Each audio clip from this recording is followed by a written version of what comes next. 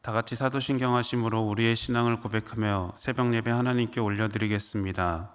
전능하사 천지를 만드신 하나님 아버지를 내가 믿사오며 그 외아들 우리 주 예수 그리스도를 믿사오니 이는 성령으로 잉태하사 동정녀 마리아에게 나시고 본디오 빌라도에게 고난을 받으사 십자가에 못 박혀 죽으시고 장사한 지 사흘 만에 죽은 자 가운데서 다시 살아나시며 하늘에 오르사 전능하신 하나님 우편에 앉아 계시다가 저리로서 산자와 죽은 자를 심판하러 오시리라. 성령을 믿사오며 거룩한 공회와 성도가 서로 교통하는 것과 죄를 사하여 주시는 것과 몸이 다시 사는 것과 영원히 사는 것을 믿사옵나이다. 아멘.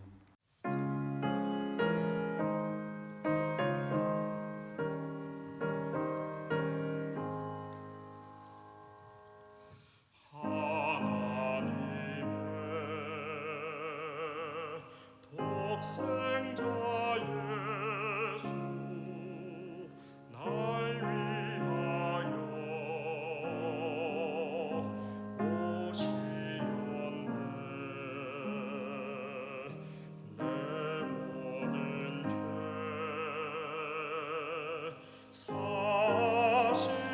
사시려고 십자가 지셨으나 다시 사셨네.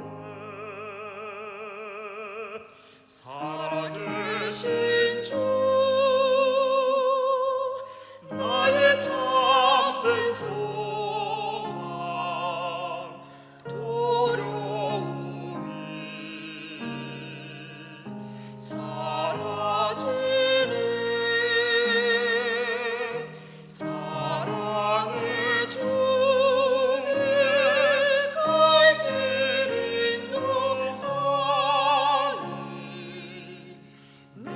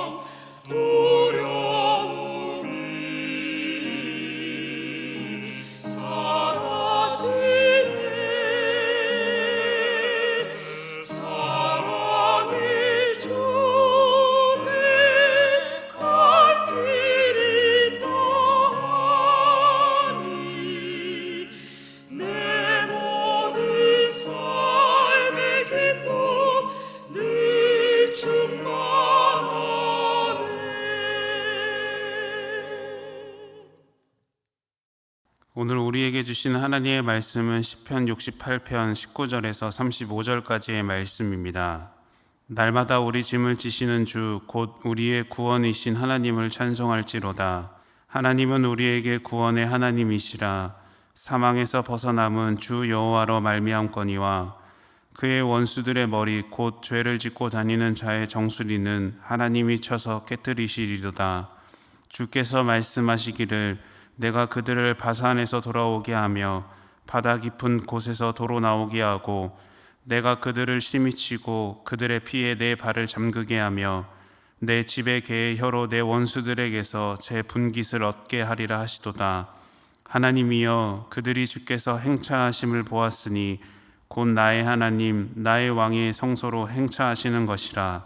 소고치는 처녀들 중에서 노래 부르는 자들은 앞서고 악기를 연주하는 자들은 뒤따르나이다. 이스라엘의 근원에서 나온 너희여 대회 중에 하나님 곧 주를 송축할지어다. 거기에는 그들을 주관하는 작은 베냐민과 유다의 고관과 그들의 무리와 스불론의 고관과 납달리의 고관이 있도다. 내 하나님이 너의 힘을 명령하셨도다. 하나님이여 우리를 위하여 행하신 것을 견고하게 하소서.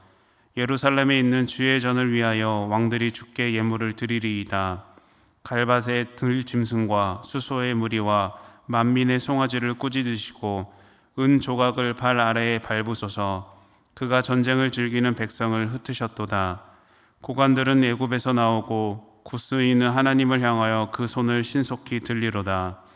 땅의 왕국들아 하나님께 노래하고 주께 찬송할지어다. 옛적 하늘들의 하늘을 타신 자에게 찬송하라. 주께서 그 소리를 내시니 웅장한 소리로다. 너희는 하나님께 능력을 돌릴지어다. 그의 위엄이 이스라엘 위에 있고 그의 능력이 구름 속에 있도다.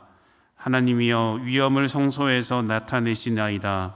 이스라엘의 하나님은 그의 백성에게 힘과 능력을 주시나니 하나님을 찬송할지어다. 아멘. 함께 기도하겠습니다. 사랑해 주님, 오늘도 우리에게 믿음을 주심에 감사를 드립니다. 매일마다 새롭게 주신 하나님의 은혜 안에 믿음의 삶을 걸어가는 귀한 발걸음이 되길 원합니다. 감사함으로 주님께 나아가며 순종함으로 믿음을 고백하는 참된 그리스도인으로 살아갈 수 있도록 주님 함께하여 주시옵소서. 우리의 모든 것이 하나님의 은혜임을 고백합니다. 우리의 힘과 능력, 지식으로는 이 세상을 살아갈 수 없음을 우리는 잘 알고 있습니다. 그럴 때마다 우리의 눈과 마음이 하나님께 향할 수 있도록 주님 우리에게 지혜를 허락하여 주시옵소서. 하나님께서 계획하신 길로 나아갈 때마다 우리 가운데 능력을 부어주시고 언제나 주님과 동행하는 자녀가 되게 하여 주시옵소서. 우리를 붙들고 있는 많은 짐들이 있습니다. 육신의 짐으로 고통당하고 아픔 가운데 있는 주님의 자녀들이 있습니다. 영의 짐으로 정신적으로 힘들고 어려움 가운데 있는 주님의 자녀들도 있습니다. 하나님, 우리에게 세상이 줄 수 없는 평안과 위로를 허락하여 주시옵소서. 치유와 회복을 부어 주시옵소서. 그리하여 언제나 하나님을 향한 믿음의 예배자로 살아가도록 함께하여 주시옵소서. 이 시간 주님께 나아갑니다. 하나님, 오늘도 나에게 주시는 그 말씀을 붙들게 하시고 삶의 길이 되어 인도자 되시는 주님을 따르는 오늘의 삶이 될 수 있도록 함께하여 주시옵소서. 모든 것 주님께 감사드리며 예수님의 이름으로 기도드립니다. 아멘. 할렐루야. 오늘도 생명의 말씀을 붙들고 이 새벽의 자리에 나오신 모든 성도님들 가운데 하나님의 축복이 함께 하시기를 축원합니다. 그리고 우리에게 베푸시는 하나님의 은혜를 경험하는 이 시간이 되기를 원합니다. 오늘은 하나님을 찬송할지어다 라는 제목으로 말씀을 나누고자 합니다. 혹시 코디펜던트라는 말을 들어보셨나요? 코디펜던트는 자신을 희생하면서 타인에게 헌신하는 관계에 중독되고 종속적인 위치에 있는 사람인데요.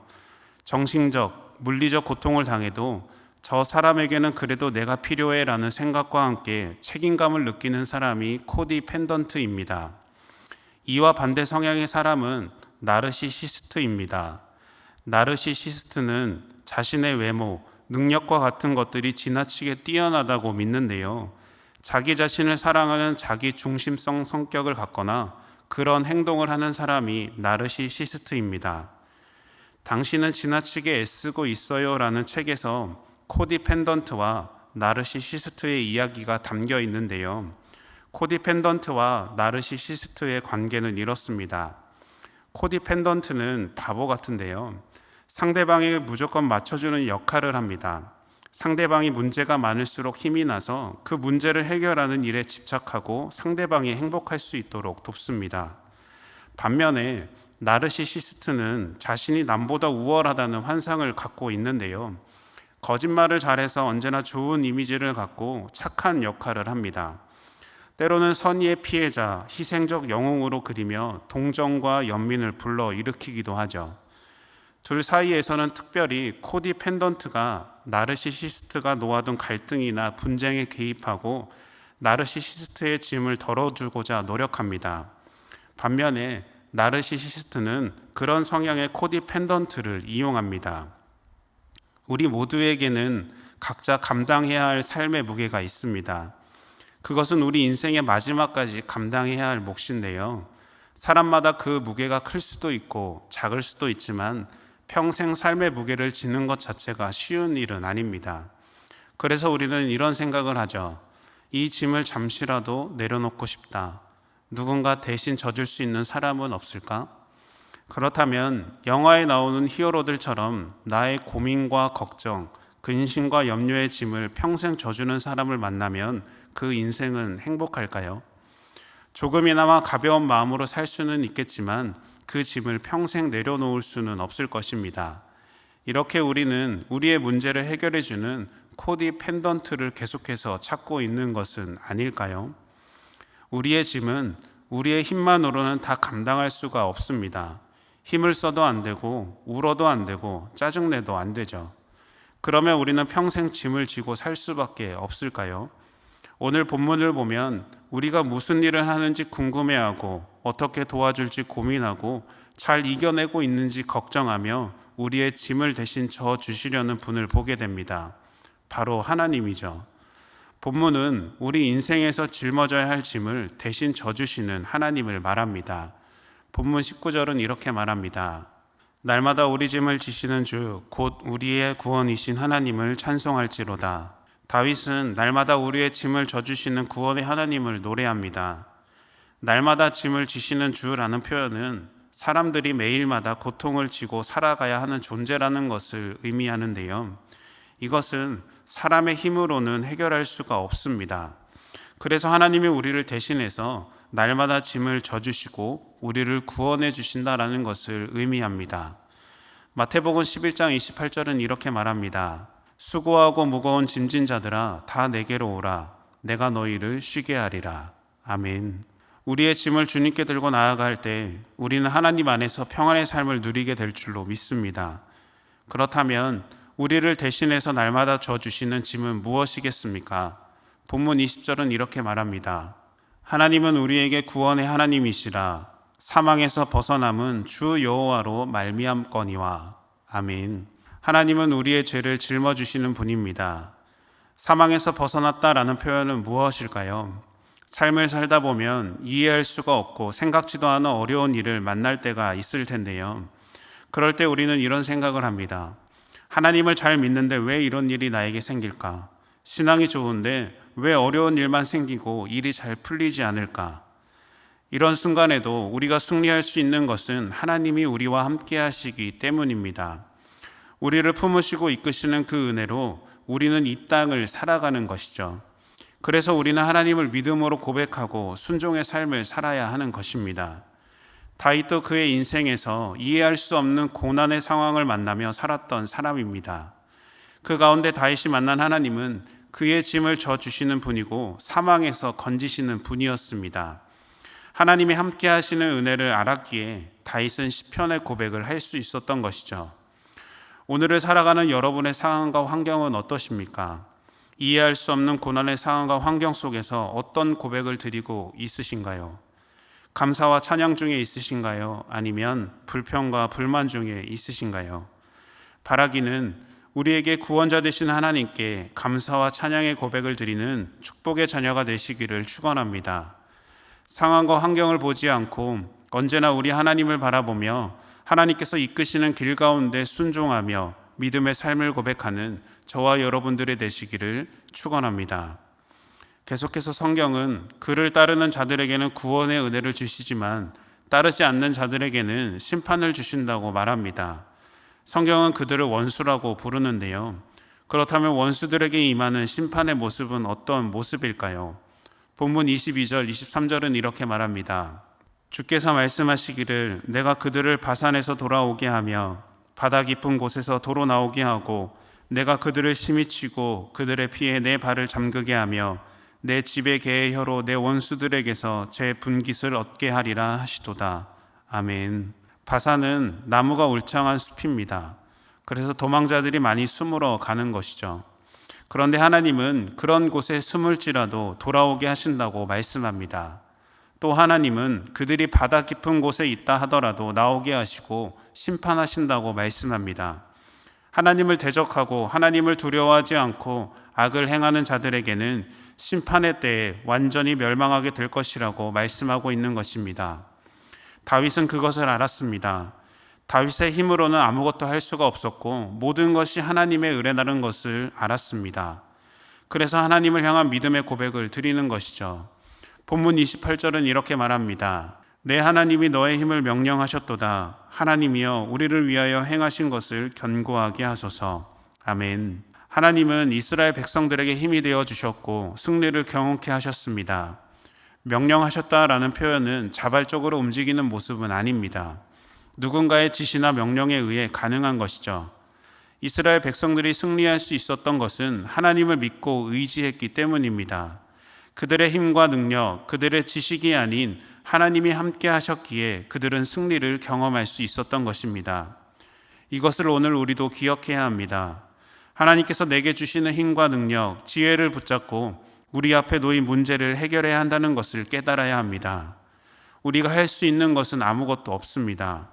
우리는 말씀 앞에 순종하며 찬양함으로 예배하며 기도로 간구함으로 하나님의 능력을 구해야 할 줄로 믿습니다. 그래서 다윗은 그것을 고백합니다. 이스라엘이 찬양해야 하는 이유는 하나님께서 힘을 주셨고 은혜를 베푸셨기에 승리의 기쁨을 누릴 수 있다는 믿음의 고백인 것입니다. 더 나아가 우리에게 능력 주시는 하나님 안에서 모든 것을 할 수 있다는 믿음의 고백인 것입니다. 하나님이 함께 하시면 불가능한 것이 없습니다. 우리는 무엇이든지 감당할 수 있는 자들이 되는 것이죠. 그래서 본문 35절은 이렇게 말합니다. 하나님이여 위엄을 성소에서 나타내시나이다. 이스라엘의 하나님은 그의 백성에게 힘과 능력을 주시나니 하나님을 찬송할지어다. 아멘. 하나님은 자신의 백성들에게 힘과 능력을 주시는 분인 줄 믿습니다. 우리가 행할 것은 하나님께서 주신 힘과 능력을 바탕으로 하나님을 예배하는 예배자의 삶을 살아야 하는 것입니다. 하나님은 우리의 구원자가 되셔서 우리를 사망의 길에서 건져주시고 우리의 원수들로부터 물리쳐 주실 줄로 믿습니다. 그리고 이스라엘을 사명자로 부르시고 그들의 삶을 이끄신 것처럼 오늘 우리에게도 동일한 부르심의 자리가 있을 줄로 믿습니다. 그 부르심의 자리 가운데 순종함으로 나아갈 준비가 되셨습니까? 이 땅에서 우리가 행할 것은 하나님께 예배하며 감사하는 일입니다. 그리고 다윗처럼 하나님을 찬송하는 것입니다. 하나님의 약속을 믿고 하나님께서 일하시도록 기도하며 순종의 삶을 살아가는 그리스도인이 되십시오. 모든 것을 주님께 맡길 때 하나님은 우리에게 능히 감당할 수 있는 힘을 주실 것입니다. 우리가 지고 있는 삶의 무게와 짐이 무겁고 힘이 들지만 하나님은 우리에게 감당할 문제만 주시는 분입니다. 그리고 그 문제를 이길 수 있는 힘과 능력도 주시는 분입니다. 그 하나님을 붙잡고 신령과 진정으로 예배하며 감사하는 우리가 되기를 축원합니다. 그리고 그 삶 가운데 축복의 자녀로 살아가며 그 하나님의 은혜를 누리는 저와 여러분들이 되시기를 예수님의 이름으로 축원합니다. 함께 주기도문 하심으로 예배를 마치겠습니다. 하늘에 계신 우리 아버지여, 이름이 거룩히 여김을 받으시오며 나라가 임하시오며 뜻이 하늘에서 이룬 것 같이 땅에서도 이루어지이다. 오늘 우리에게 일용할 양식을 주시옵고 우리가 우리에게 죄 지은 자를 사하여 준 것 같이 우리 죄를 사하여 주시옵고 우리를 시험에 들게 하지 마시옵고 다만 악에서 구하시옵소서. 나라와 권세와 영광이 아버지께 영원히 있사옵나이다. 아멘.